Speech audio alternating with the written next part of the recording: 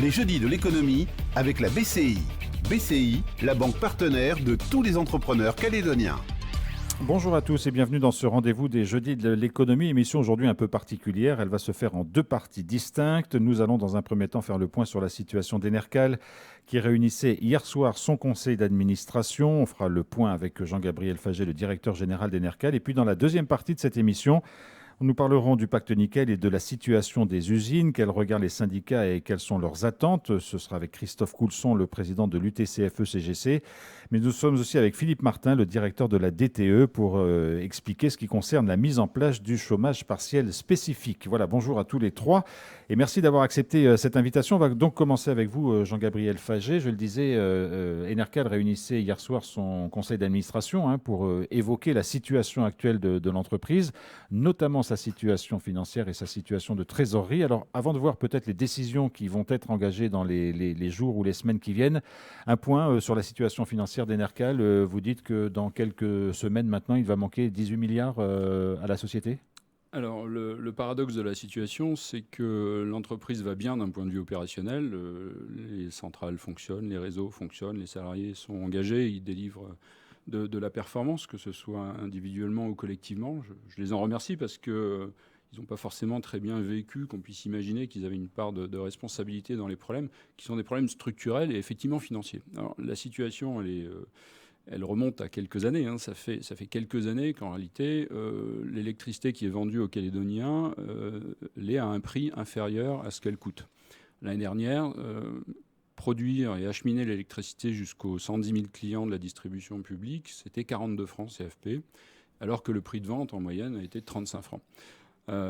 Donc ça fait des années finalement qu'en limitant le tarif, les pouvoirs publics ont souhaité protéger le pouvoir d'achat, ou en tout cas ne pas répercuter ce vrai prix.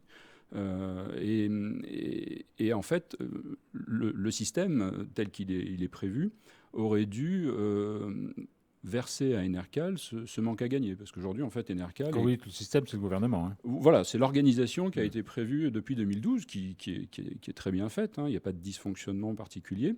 Mais faute d'avoir les revenus par le tarif, il faut les trouver quelque part. Et ils doivent venir du budget. C'est à ça que s'engage la Nouvelle-Calédonie, du budget de la Nouvelle-Calédonie. Donc finalement, qu'est-ce qui s'est passé ? C'est que faute de ce versement depuis une dizaine d'années, au moins, c'est Enercal qui s'est endetté pour continuer de maintenir cet équilibre, ou plutôt ce déséquilibre d'ailleurs, entre ce que ça coûte et ce que ça rapporte à travers la facture de nos clients.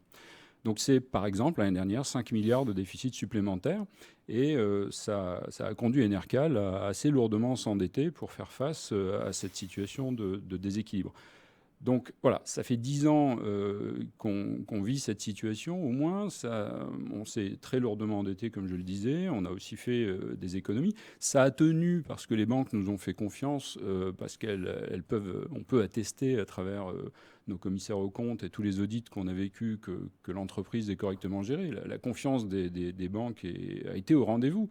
Si ça n'avait pas été le cas, la situation qu'on évoque aujourd'hui, elle serait intervenue il y a des années. Alors on en est où aujourd'hui, très concrètement ? Parce que vous parlez presque d'une cessation de paiement, c'est-à-dire que vous dites on arrive au bout du bout de ce qu'on peut faire. Absolument. Les derniers événements, et notamment les reports de prise de décision concernant des financements complémentaires dont on a absolument besoin, tous là collectivement pour le système électrique, n'arrivent pas. On a perdu la semaine dernière toute visibilité. Du coup, les concours supplémentaires des banques que l'on avait négociés n'arriveront pas.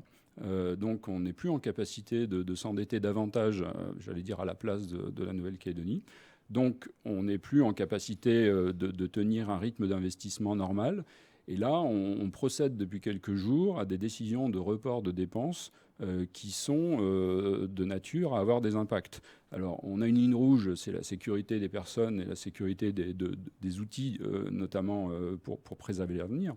Mais ce n'est pas sans conséquence de prendre un certain nombre de décisions ultimes de report d'investissement, et tout ça pour tenir que quelques semaines. On va y venir dans un instant. Avant cela, la question que certains vous posent, et depuis plusieurs mois, voire plusieurs années, est-ce que Enercal peut encore faire des efforts pour réduire ses coûts ? Et puis, est-ce que Enercal verse des dividendes et pourrait se passer de ce genre de fonctionnement? C'est un reproche qui vous est fait assez régulièrement. Oui, oui, et on accepte légitimement d'y répondre. L'histoire de ce système qui est structurellement déséquilibré depuis presque 15 ans, on peut remonter à la crise des combustibles, pas l'actuelle, mais La précédente. même la précédente, 2006-2007, nous a mis dans une situation de contrainte permanente d'un point de vue financier. Il y a Il n'y a pas de dividendes versés aux actionnaires, il n'y a pas de rémunération particulière. Tous les bénéfices de l'entreprise sont réinvestis sur le territoire. Il n'y a pas de dysfonctionnement. On a été audité dans tous les sens. La commission de régulation de l'énergie avait été missionnée en 2019-2020 sur ce point spécifiquement. Elle avait même démontré qu'il fallait absolument que le système revienne à l'équilibre pour qu'Enercal puisse continuer durablement d'assurer ses missions.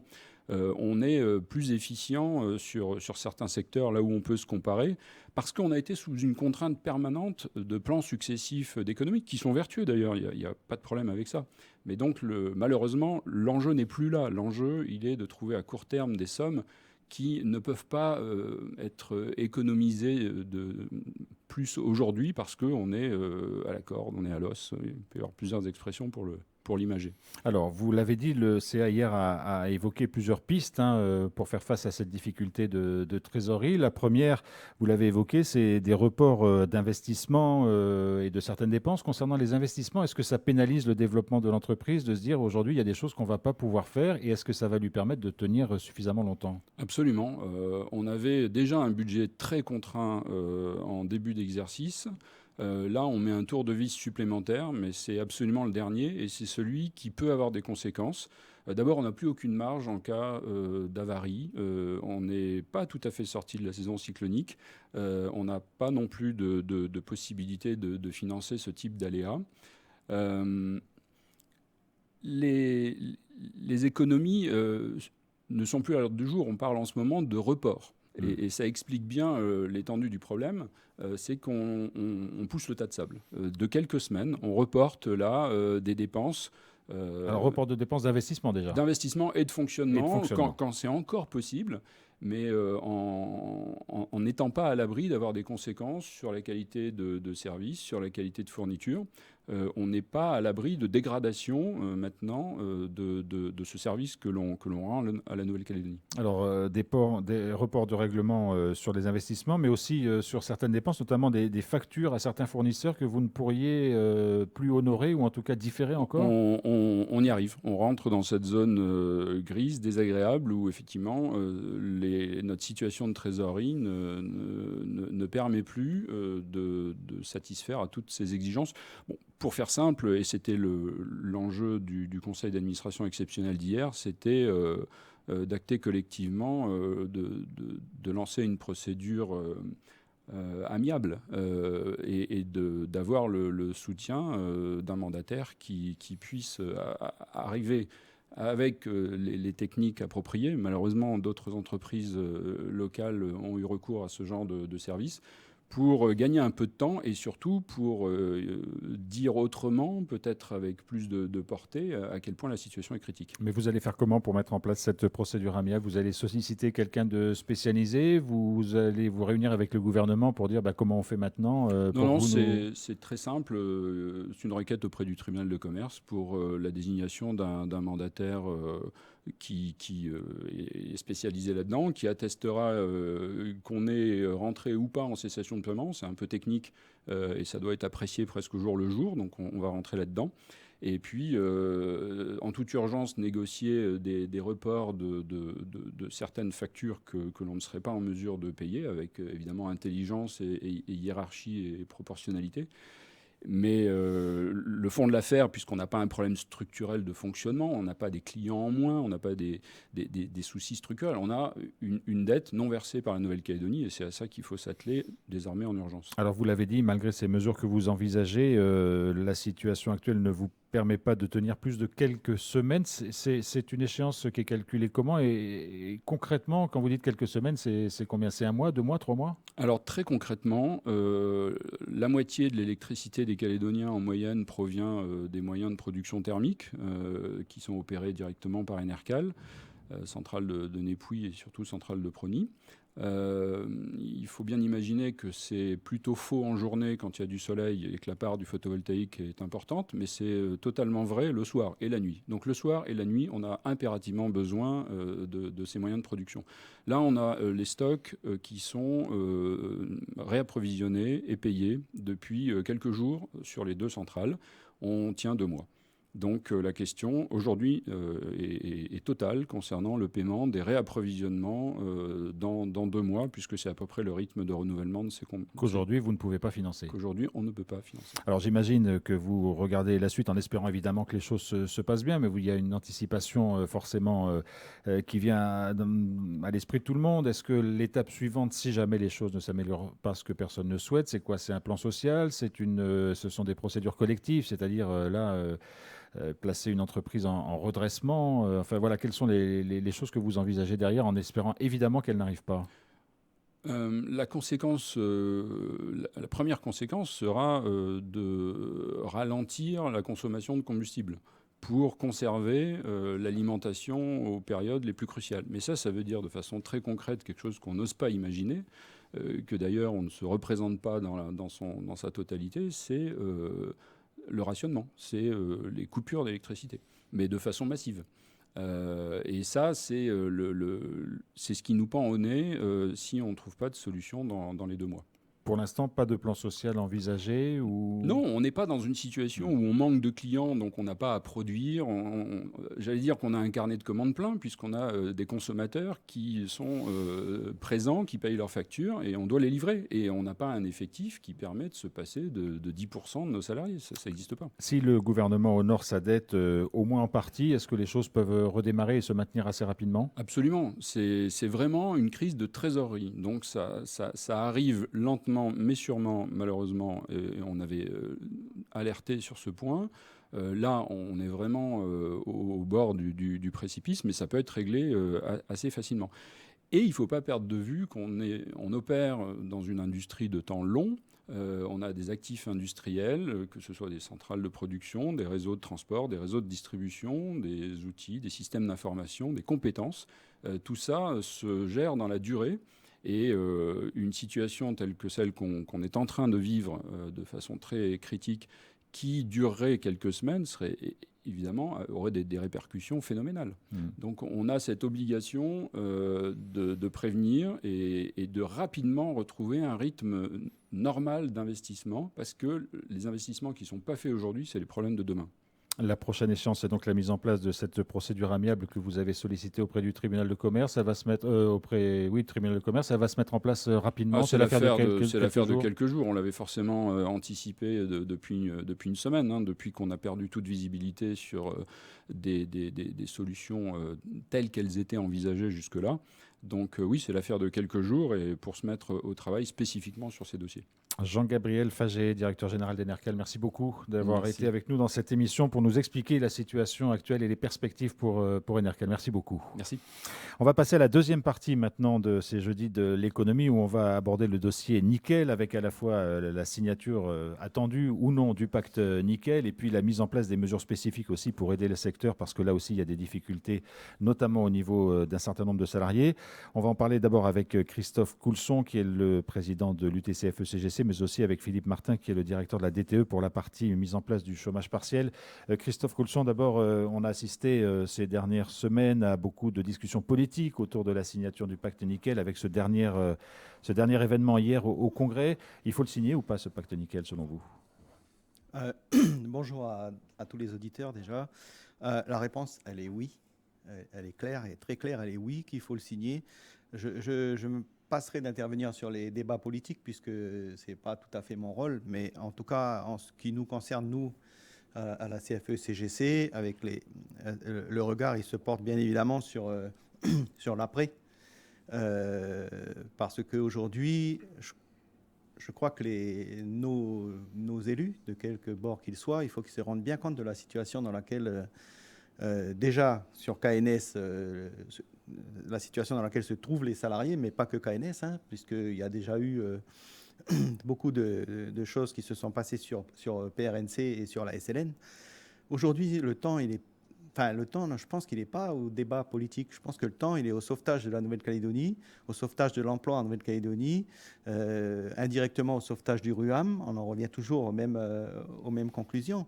Donc oui, pour nous, même si on peut comprendre qu'il y a des difficultés qui pourraient survenir à l'issue de cette signature, mais on ne peut pas faire autrement. La réponse, elle est oui, il faut le signer et au plus vite. Et là-dessus, les partenaires sociaux, que ce soit syndicats patronaux, sont assez d'accord. Alors écoutez, moi je vais m'engager pour la CFE-CGC, je ne vais pas parler au nom de... Je n'attendais pas une autre réponse de vous. Mais... des partenaires, autres partenaires sociaux côté salarié, mais surtout pas je ne vais pas parler pour le patronat, quoi. Mais en tout cas, vous discutez avec eux quand même. Voilà, on en discute. Donc je pense qu'on a quelque part, on se rejoint sur le sujet. Il y a beaucoup d'inquiétudes au niveau des salariés aujourd'hui. Oui, il y a beaucoup d'inquiétudes parce que ce que l'on ne sait pas, c'est que les vagues de licenciements, elles ont déjà commencé. Hein. Je pense que le directeur de la DTEFP nous en parlera lorsqu'il abordera le sujet du chômage spécifique, hein. Mais il y a aussi le chômage partiel de droit commun qui, aujourd'hui, des dispositions ont été prises par différents conseils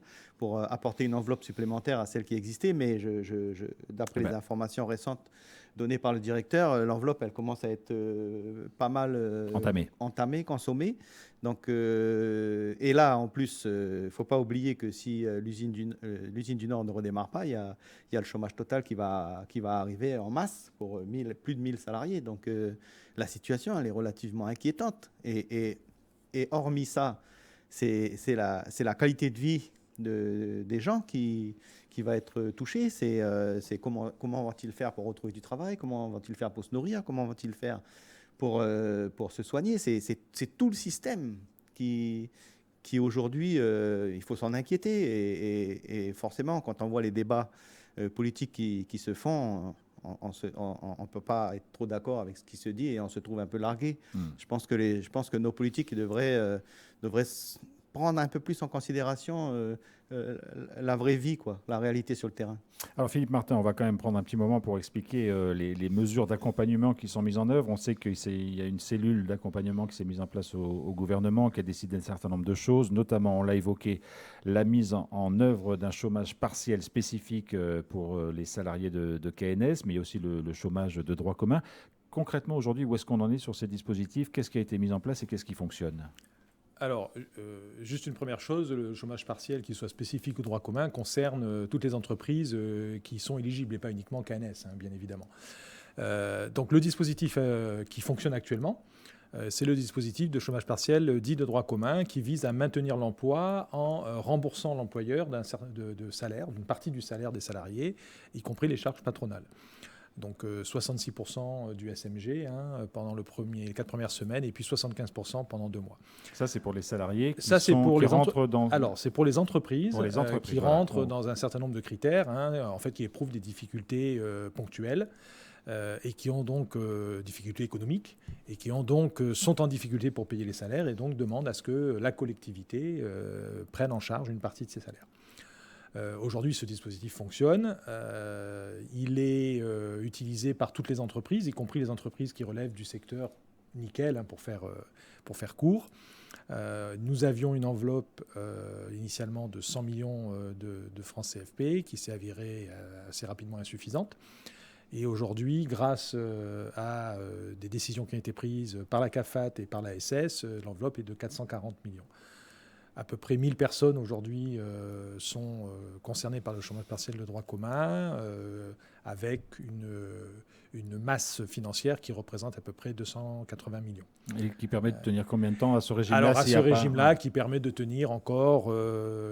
alors, si on ne change rien, c'est-à-dire que si on ne met pas en place l'allocation spécifique, qui permet de tenir à peu près 2 mois. Or, il se trouve qu'un grand nombre de salariés des entreprises qui émargent au chômage partiel relèvent finalement du dispositif spécifique qui va être mis en place très bientôt, parce que la délibération a été adoptée.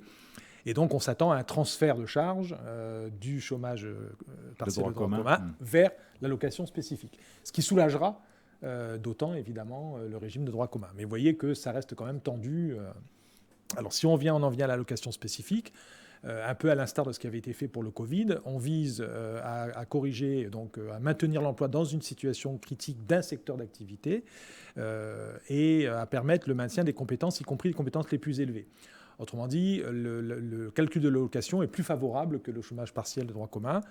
On peut aller jusqu'à 70% de 2,5 fois le SMG. Et pour les salariés qui sont au SMG, ils maintiennent l'intégralité de leur salaire. De même que les alternants, les personnes en contrat d'alternance maintiennent l'intégralité de leur salaire. Donc on voit bien que l'idée, c'est à la fois de maintenir l'emploi, ce qui est le cas du chômage partiel de droit commun, mais en même temps de maintenir les emplois les plus qualifiés, donc par l'augmentation de l'allocation. Les estimations que nous avons faites et que nous avons transmises d'ailleurs au Congrès font état d'à peu près 1000 personnes qui seraient concernées pour un montant un peu supérieur à 1 milliard. Et même question, ça vous permet de tenir jusqu'à quand ? Alors, ça permet de tenir 3 mois. Ça permet de tenir 3 mois, 1000 personnes pour 3 mois. Donc, ça veut dire que, si on vous entend bien, si on prend l'exemple de KNS aujourd'hui, qui a une mise en sommeil qui doit durer 6 mois en attendant un éventuel repreneur, ça ne couvre même pas la période de mise en sommeil de l'usine. En l'état actuel, tout dépendra de la capacité que nous avons à financer le régime. Mais en tout cas, le calcul est celui-ci. 3 mois de chômage partiel spécifique pour 1000 personnes, c'est un peu plus d'1 milliard de francs CFP. Christophe Coulson, il fallait évidemment prendre ces mesures. Selon vous, elles sont essentielles pour préserver l'emploi, comme le disait Philippe Martin, mais on sent bien que c'est un emplâtre sur une jambe de bois, quelque sorte, pour l'instant ? Oui, complètement. De toute façon, les partenaires sociaux au complet ont été moteurs sur ce projet de texte. On a été aussi très rapide, puisqu'on a rendu des avis rapides. Mais ce qu'a oublié de dire Philippe, c'est qu'il me semble que le dispositif, il est renouvelable une fois. Les deux ? Le chômage partiel spécifique ? Non, le spécifique. Il est renouvelable une fois, mais comme l'a dit aussi Philippe, pour 3 mois, c'est 1 milliard. Donc ça veut dire que s'il est renouvelé une fois, c'est encore 1 milliard. Quand on connaît les difficultés du budget de la Nouvelle-Calédonie aujourd'hui, ce qu'on sait, c'est que c'est très bien, les textes ont été votés, la délibération d'application a été votée, mais la source de financement, elle est encore... je dirais pas incertaine, mais parce qu'il y en a une partie qui a pu être trouvée, mais pas dans sa globalité. Donc, oui, c'est peut-être un pansement sur une jambe de bois, mais ça apporte à très court terme une petite solution pour les salariés, et dans l'espoir que le pacte, encore une fois, soit signé et que quelque chose puisse se relancer. C'est bien l'objectif recherché, c'est l'objectif initial recherché au travers de ce dispositif, c'est de maintenir, comme l'a dit Philippe, les gens dans l'emploi et maintenir les qualifications sur place, parce que si il s'avérait que tout s'écroule et que les compétences s'en aillent, et que le projet redémarre quelques mois plus tard, on serait bien embêté pour remobiliser les compétences. Philippe Martin, on est bien d'accord que le dispositif technique de chômage de droit commun et de chômage partiel spécifique fonctionne bien, enfin il n'y a pas de souci technique. La véritable question, c'est le financement. C'est bien ça aujourd'hui qui reste le nœud du problème. Bien entendu, et d'ailleurs les solutions pour ce financement sont à l'étude ont été mises à l'étude dès le début de la réflexion sur l'allocation et sur la délibération relative à l'allocation.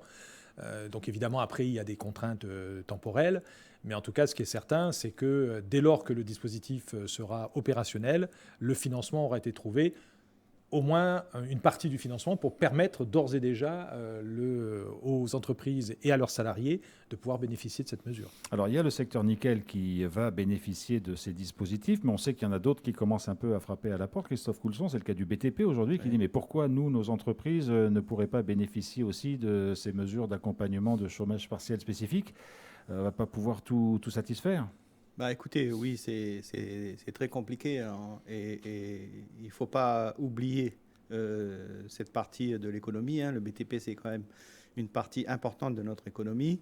Mais voilà, c'est vrai que dans un premier temps, l'urgence, quand le gouvernement a créé le fameux COTEC et le COPIL, c'était à l'issue de l'annonce de KNS de la mise sous cloche, et on s'est tous focalisés dans un premier temps sur ce dispositif-là. Mais effectivement, Il va falloir pousser maintenant la réflexion un peu plus loin et regarder aussi quels sont les autres secteurs qui sont en difficulté. Je suis tout à fait d'accord avec ça. Philippe Martin. Oui, en ce qui concerne le BTP, il faut aussi rappeler que, bien entendu, les entreprises du BTP peuvent d'ores et déjà, et certaines le font, bénéficier du chômage partiel de droit commun, même s'il est moins favorable, mais en tout cas, il fonctionne et il est doté. Donc, et la deuxième chose, c'est que dans le cadre justement de la gestion de la crise nickel, le gouvernement a adopté en tout cas un projet de délibération visant à faciliter l'accès à la commande publique en termes de travaux, en termes d'investissement, particulièrement en déverrouillant les seuils en deçà desquels on peut avoir un recours à des procédures simplifiées de marché. Qui est passé à 10 ans, je crois, au lieu de 3 ans aujourd'hui. Et donc, effectivement, le secteur du BTP n'est pas ignoré. Il est pris en compte d'une manière différente. Aujourd'hui, puisque, ainsi que l'a indiqué Christophe Coulson, le chômage partiel spécifique aujourd'hui vise un certain nombre d'entreprises spécifiquement dans le secteur du nickel au sens large et des sous-traitants des usines métallurgiques, et que son financement, pour l'instant, n'est dédié qu'à ce type de public. Alors, est-ce qu'au-delà, on comprend bien que la difficulté de la mise en œuvre de ces mesures, c'est la capacité financière de les honorer. Donc, au-delà de cette question, est-ce qu'il y a d'autres outils techniques qui pourraient être mis en œuvre dans les semaines ou les mois qui viennent pour favoriser le maintien de l'emploi, pour favoriser le reclassement du personnel? Est-ce que les outils techniques, en dehors de leur financement, parce qu'on comprend bien que le problème sera posé à chaque fois qu'un outil va être mis en place, mais est-ce qu'il y a d'autres outils techniques qui pourraient être encore mis en œuvre? Bien entendu, et nous y travaillons déjà, y compris d'ailleurs avec les provinces, puisqu'on sait que la province Nord a adopté récemment toute une série de mesures. Donc on essaie d'ailleurs de voir de quelle manière on peut être en cohérence et non en synergie et pas en concurrence. Mais ce qui est certain, c'est que le prochain train de mesures qui sont déjà à l'étude concerne les possibilités de reconversion et de formation. Effectivement, l'intérêt aujourd'hui, c'est justement d'offrir des possibilités nouvelles à des personnes qui, jusqu'à présent, étaient dans un secteur qui est porteur, qui ne l'est plus, on l'espère en tout cas de manière purement ponctuelle et conjoncturelle, mais de les aider à se reconvertir vers des secteurs qui restent porteurs. Et nous sommes en train de procéder à des études pour voir quels sont les secteurs d'activité économique en Calédonie qui aujourd'hui embauchent, avec quel type de profil, sur quel type de qualification, et de mettre en place les dispositifs qui permettent à des salariés ou à d'ex-salariés d'accéder à ces emplois. Christophe Coulson. Oui, en plus de ce que vient de préciser Philippe, les partenaires sociaux ont mobilisé leur outil de formation, qui est le Fonds interprofessionnel de formation, à destination donc des entreprises qui sont en difficulté. Mais je dirais malheureusement, on constate que le souci essentiel de l'entreprise aujourd'hui, c'est de survivre et non pas de mettre leurs salariés en formation ou en reconversion ou en maintien de compétences. Donc on mobilise quand même les équipes du fonds de formation sur le sujet. On essaie d'aller un maximum au-devant des entreprises. Mais ça reste quand même assez difficile.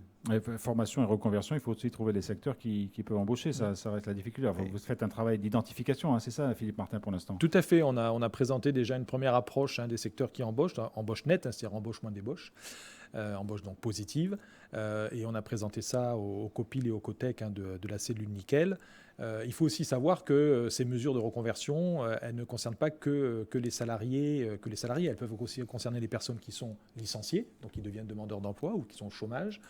Et elles pourraient concerner d'ailleurs, mais ça il faudra qu'on en discute avec les entreprises, les personnes qui sont au chômage partiel, puisque comme elles ont une baisse d'activité, le reste du temps qui n'est plus utilisé pour la production pourrait être utilisé intelligemment pour les former vers des métiers qui aujourd'hui sont encore porteurs. Alors on est d'accord, Christophe Coulson, la mise en place de chômage partiel, qu'il soit de droit commun ou spécifique, est une mesure ponctuelle. On ne peut pas maintenir les salariés dans ces situations sur le long terme. Ah mais complètement, oui. Je suis bien d'accord avec ça.